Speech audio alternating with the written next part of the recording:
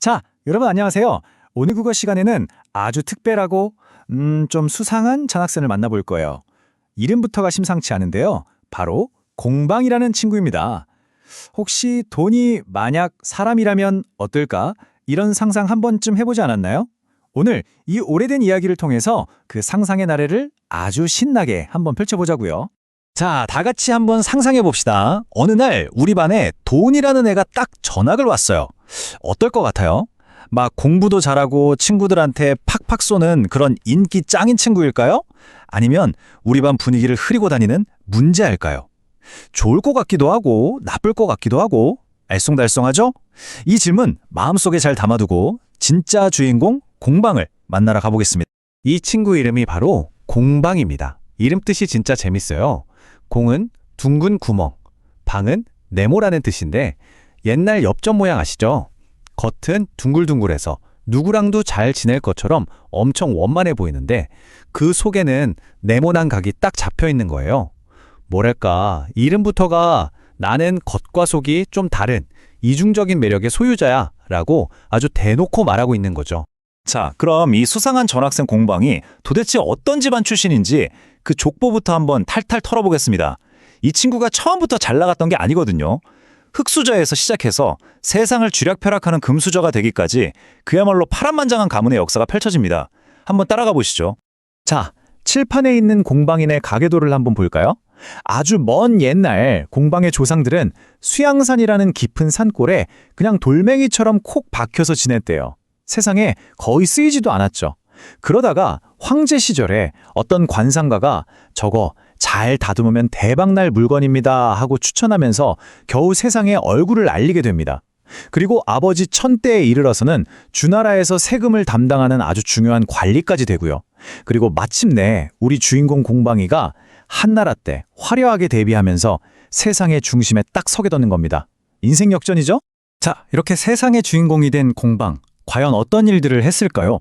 지금부터는 세상을 들었다 놨다 했던 공방의 엄청난 활약상과 그에 못지않은 정말 어마어마한 흑역사를 함께 살펴보겠습니다. 과연 이 친구를 영웅이라고 불러야 할지 악당이라고 해야 할지 여러분이 직접 한번 판단해보세요. 와, 공방의 능력은 진짜 대단했어요. 당시 텅 비어있던 나라 창고를 아주 그냥 가득 채워서 경제를 풍요롭게 만들었거든요. 그래서 백성을 부유하게 만들었다는 뜻의 부민후라는 벼슬까지 받게 됩니다. 이게 바로 공방의 빛나는 업적이죠. 하지만 빛이 강하면 그림자도 짙은 법. 사람들이 전부 에이, 땀 흘려 농사 지으면 뭐해, 돈 버는 게 최고지 하면서 나라의 근본인 농업은 팽개치고 오로지 눈앞의 이익, 그러니까 장사에만 목을 매게 만든 겁니다. 공방이가 남긴 흑역사는 이게 다가 아닙니다. 한번 보세요. 뇌물 주고받는 걸 아주 당연한 일상으로 만들었고요. 돈만 있으면 누구나 관리가 될 수 있는 매관매직을 유행시켰어요. 이러니 나라의 관리들은 지조나 절개는 다 버리고 돈의 노예가 되어버렸죠. 심지어 친구를 사귈 때도 인성보단 제 돈 많아? 이게 기준이 됐고 사람들을 도박과 투기판으로 끌어들였습니다. 정말 사회를 제대로 병들게 한 거죠. 상황이 이 지경이 되니 당연히 조정에서도 말이 나오기 시작합니다. 아니, 공방 저 녀석 저렇게 날뛰게 둬도 괜찮은 겁니까? 하면서 말이죠. 자, 지금부터는 공방의 영향력을 두고 조정에서 벌어졌던 아주 불꽃 튀는 찬반 논쟁, 그 뜨거운 현장으로 들어가 보겠습니다. 자, 이 표를 좀 보세요. 양쪽 입장이 아주 그냥 팽팽합니다. 먼저 비판하는 쪽 안티 공방파를 볼까요? 공우라는 신하는 공방은 나라를 좀먹는 벌레 같은 놈이라며 당장 내쫓아야 한다고 소리쳤고요. 왕이보라는 사람은 아예 더럽다고 이름도 안 부르고 그것이라고 불렀대요. 헐. 반면에 프로 공방파도 만만치 않았습니다. 오나라 왕비는 공방이랑 딱 손잡고 엄청난 부를 쌓았고 화교라는 관리는 돈 세는 걸 너무 좋아해서 별명이 돈벌레였다고 해요. 나중에는 유한이나 왕한석 같은 똑똑한 사람들이 나라 살림이 어려워지니까 결국 답은 공방밖에 없다 하면서 다시 그를 찾게 되죠. 결국 공우 같은 사람들의 비판이 너무 거세지면서 공방은 관직에서 쫓겨나게 됩니다. 그런데 이 친구 쫓겨나면서도 눈 하나 깜짝 안 해요. 아주 쿨하게 돌아서면서 이런 말을 남깁니다. 지금은 이래도 소용없을걸. 시간 좀 지나봐. 너희들은 반드시 내 방법을 다시 찾게 될 테니까. 와, 이 자신감 정말 대단하지 않나요? 자, 그런데 소름 돋는 건 뭔지 아세요? 공방의 이 예언이 정확하게 들어맞았다는 겁니다. 공방이라는 개인은 사라졌지만 그의 제자들과 그를 따르는 사람들을 통해서 그의 영향력은 죽어서도 끝나지 않고 계속해서 부활하거든요. 어떻게 된 일인지 한번 살펴보겠습니다. 공방의 부활 시나리오는 이렇습니다. 먼저 1단계, 나라 살림이 다시 어려워지니까 유한이라는 관리가 공방의 제자들을 다시 불러 모아요. 2단계, 이들의 활약으로 경제가 살아나자 세상에 이미 죽은 공방한테 벼슬까지 내려줍니다. 3단계, 왕한석이 청력법이하는 정책을 밀어붙이면서 공방의 무리들은 다시 전성기를 마주하죠. 물론 마지막 4단계에서 사마광 같은 사람들의 반대로 잠시 주춤하긴 했지만 그의 영향력은 결코 완전히 사라지지 않았습니다. 마치 불사조처럼요. 자, 이 이야기의 맨 마지막에는 사신은 말한다라는 부분이 나옵니다.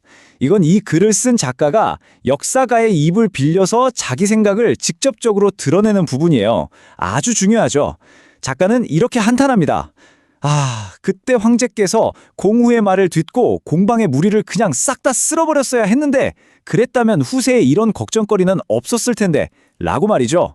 아주 단호하게 공방을 비판하고 있어요.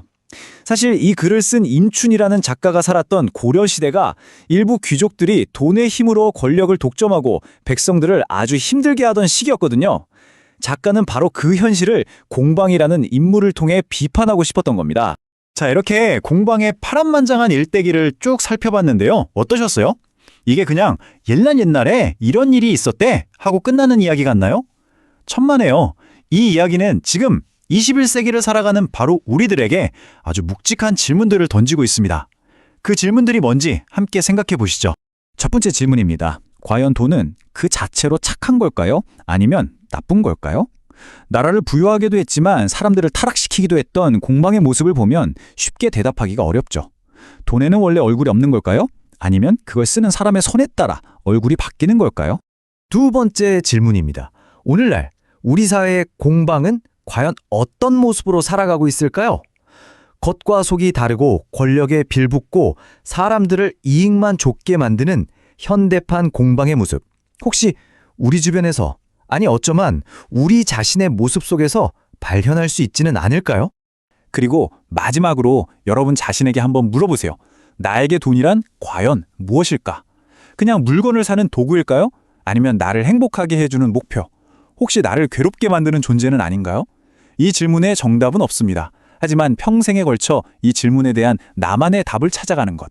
그게 바로 우리가 오늘 이 고전을 함께 읽은 진짜 이유일 겁니다. 자, 오늘 수업은 여기까지 하겠습니다.